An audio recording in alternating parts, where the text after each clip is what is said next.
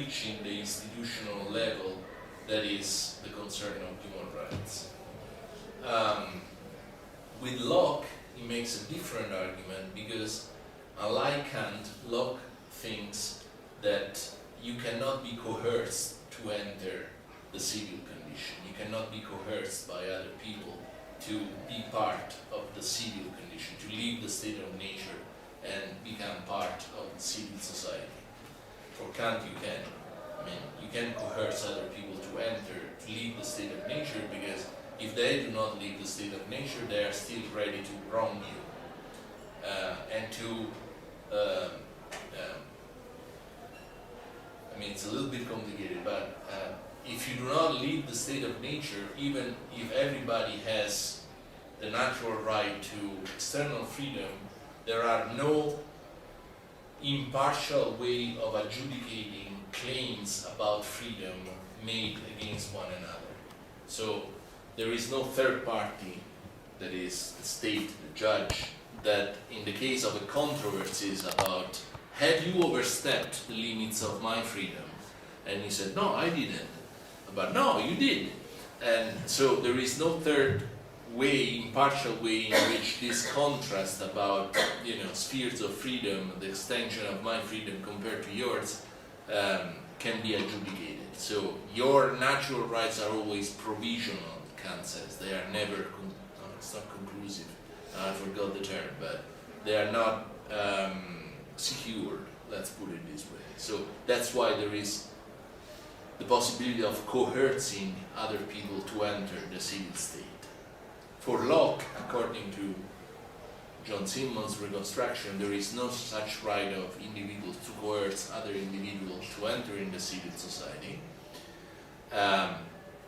But still,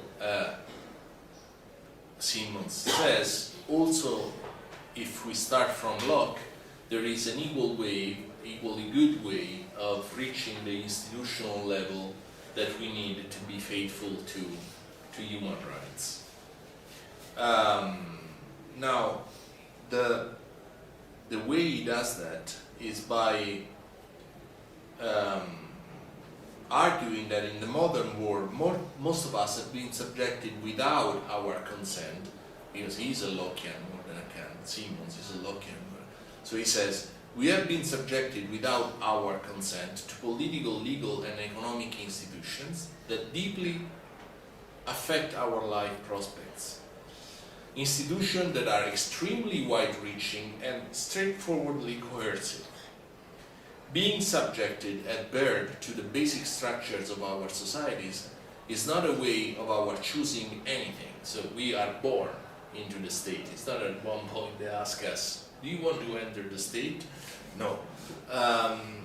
So if that is the case, continues Simmons, in my view, this is itself a violation of our natural rights, a wrong that, if it will not be fully repaired, as seems extremely likely, so we will never go back to the state of nature even if we want, must at least be minimized. And the obvious path to minimizing that wrong in a society that inevitably will not fully correct that wrong by its very existence is to subject people only to institutions that treat them as fairly as is possible, in the context of a coercively imposed and maintained system. So Lockean natural rights theory can in fact defend the very same kind of natural rights to a fully just institutional structures that flows more directly, as we have seen, from Kantian natural rights theory. So here the point is the following: the state is always a violation of your rights, according to Locke and according to Simmons. The best you can do is to repair the wrong, to minimize the wrong, to minimize the effect of the wrong. What is the best way of minimizing the inevitably wrong that comes with the fact that you were born in an institutional structure that you have not chosen? Is to live in just institutions, at least, right? So, if there is a way of saying that Locke prescribes the existence of just institutions, starting from his natural theory, natural rights theory, then we have an indirect, not as direct as with Kant, but an indirect way of reaching the institutional level that we were looking for, because the institutional level is essential for human rights. So, Bites, you are right that human rights are about ensuring an institutional setting for individuals that does not wrong them to the point in which they no longer have a dignified life. I concede that. Fine, this is what human rights do. But I can show you that unlike what you think, even if you start from the natural rights theory of Locke, that seems to be the farthest away possibly from the institutional concern, because he conceived of the institutions always as wrong. I have a way to show that as a way of minimizing the wrong that institutions bring with themselves, Locke has a way of saying that we should build just institutions so that the wrong is minimized. And therefore, we reach the same institutional concern that we were looking for, which in turn shows that it is not true, like Bites think, that the non-institutional nature of natural rights make them incompatible as the foundation of the institutionally laden human rights that we think, that we know. So,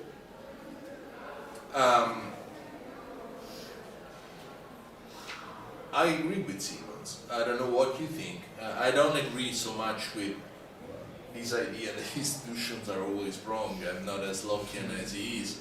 That institutions are, even if they are just, they are nonetheless a wrong done to you, basically, because you have not chosen them.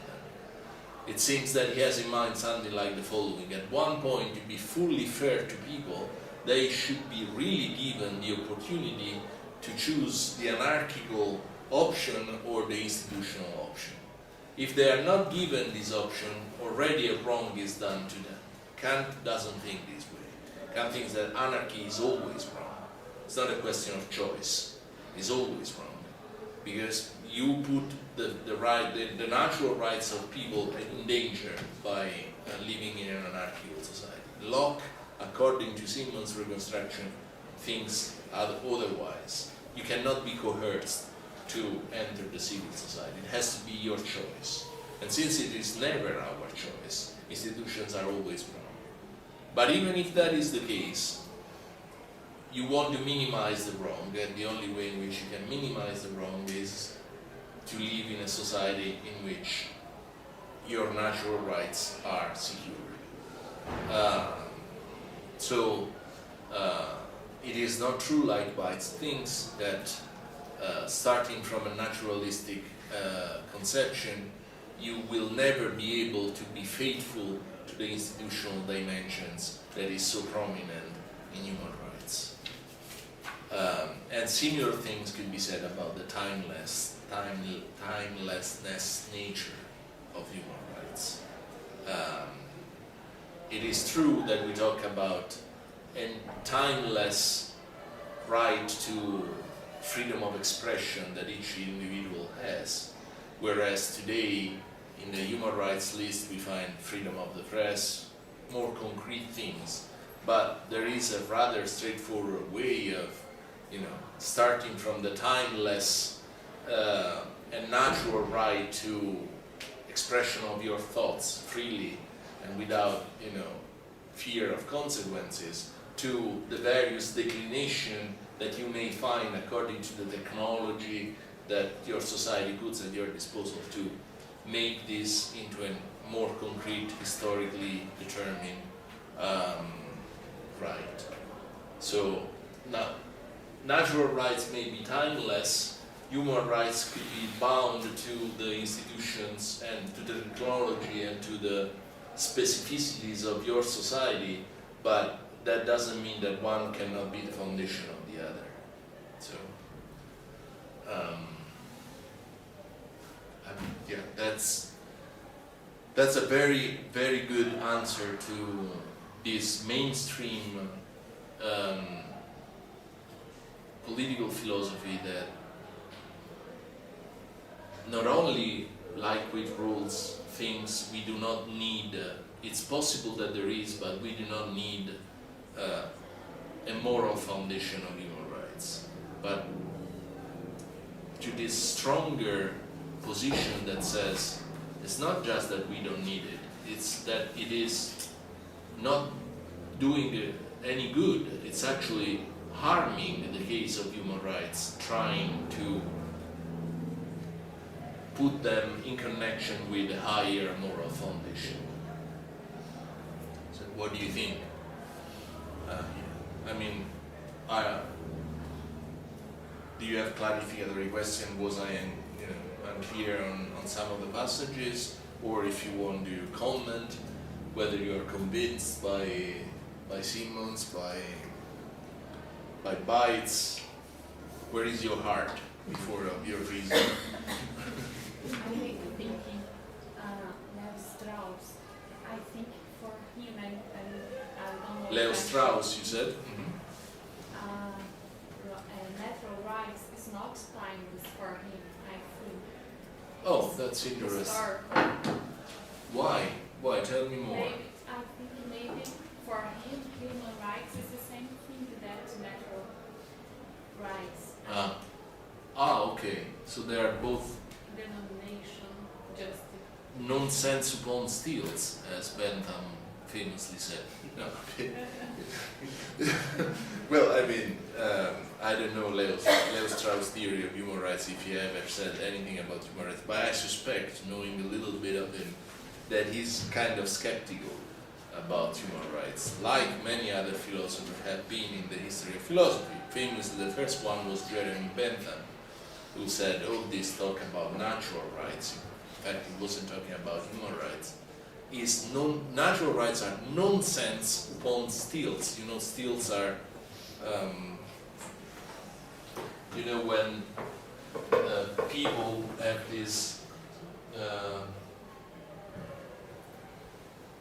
this kind of stairs. Here is the guy, right? So he maneuvers these stilts and to make him higher.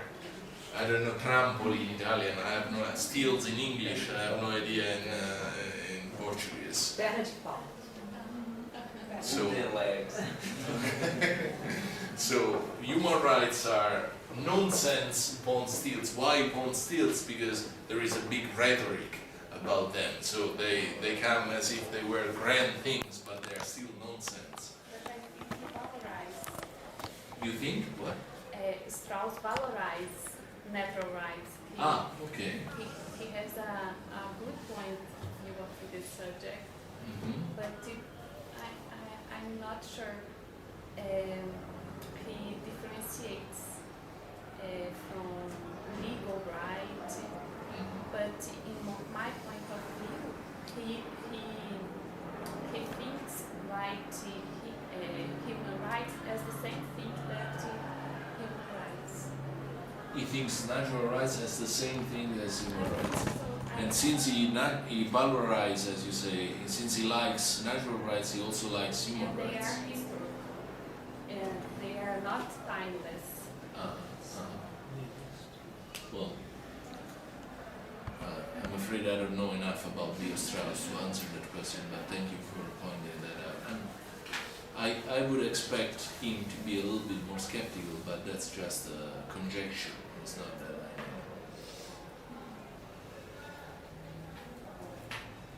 I know. Other questions? Comments? I will reach the point of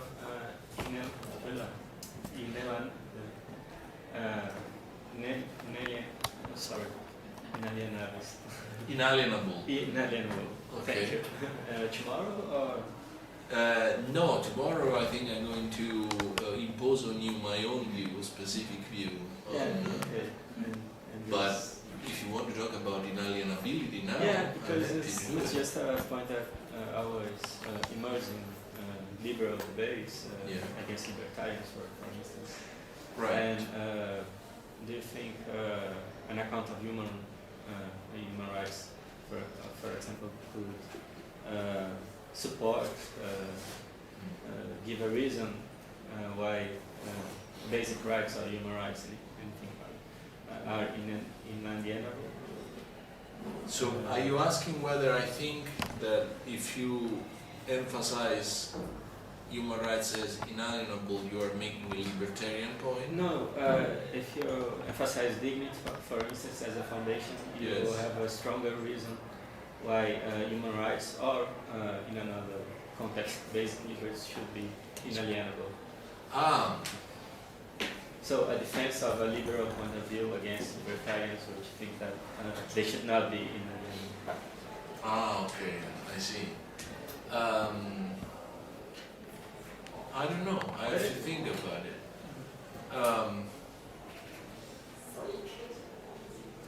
Well, I would say that if you take seriously the idea that human rights express human dignity, then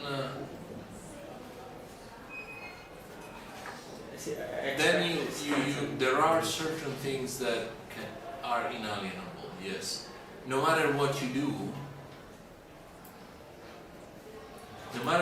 you cannot be given a degrading punishment.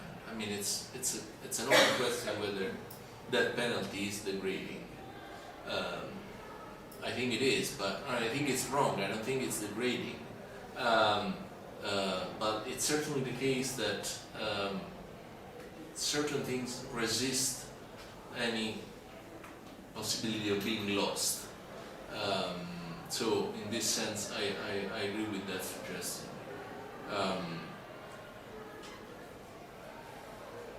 Yeah, but I think you have to think a little bit more about that. Yeah, it's not a big deal, just curiosity. Oh, it's a good point. Because of this Kantian root. Because you think the libertarians think that certain rights are more alienable than liberal things. Yeah.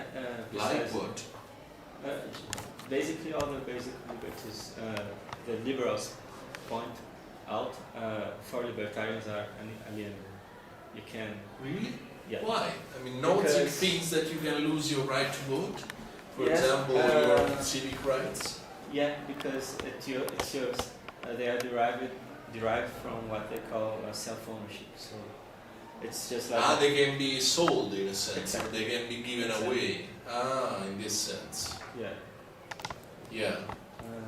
Well, yeah. Then I guess I agree with you. Yeah. If Yeah. you start from human dignity, probably there are things that you cannot do even to yourself. Exactly. Mm. That's the liberal point of view. Mm. Mm. Rawls and other. I don't know how liberal that is. That sounds more Kantian than liberal. Exactly, but Well, because it's, of the Kantian it's a root debatable of point these whether Kant is a liberal authors. thinker, but